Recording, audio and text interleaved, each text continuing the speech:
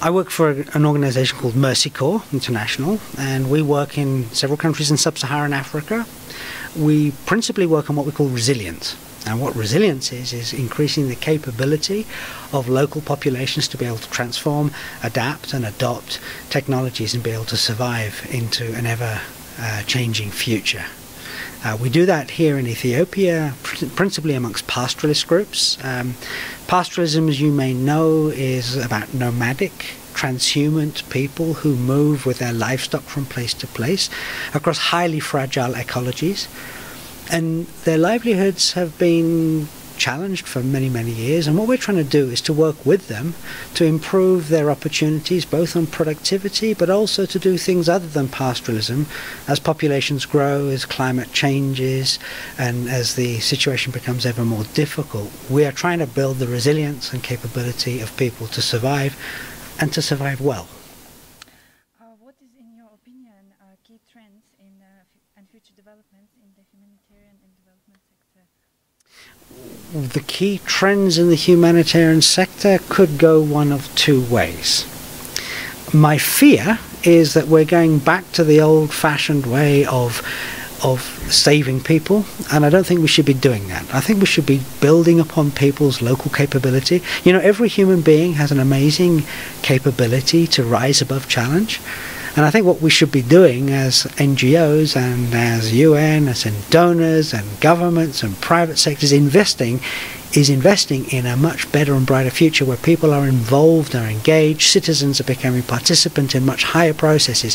Because if we can do that, we can unleash a huge human capability. So what I'm hoping for is humanitarian development and development begin to coincide with one another, where we understand that it's actually built upon the needs of citizens and families who just want to live, and they want to live well.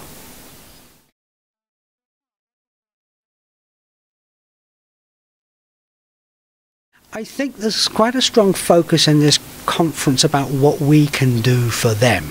Them being the people who are suffering and who are suffering crisis and disaster.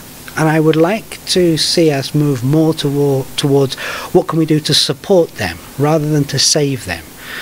I get a little impression that a lot of the participants here are offering external solutions, and I think what we need to do is find internal solutions. So I think there needs to be a shift, and what I would like to see in this conference is a greater move towards how can we facilitate citizen-based conversations in order that we can do better. It's not about us just flying in with food and with aircraft and telecommunications systems. It's about us engaging with populations to say, what is it that you need and how can I help you to do it better?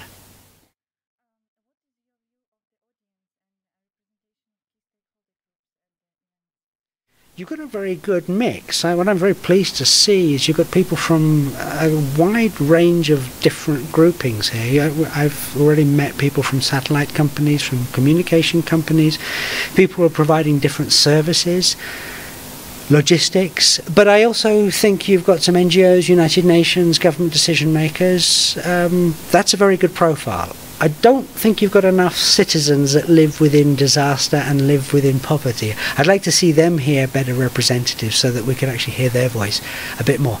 But well done on bringing together who you have done. Very, very good start. Thank you for your kind words. And last but not least, would you recommend the AIDF events and AIDF Africa Summit in particular to your industry colleagues or partners? And what would be the key key takeaway for yourself and Mercy Corps as such, as an organization?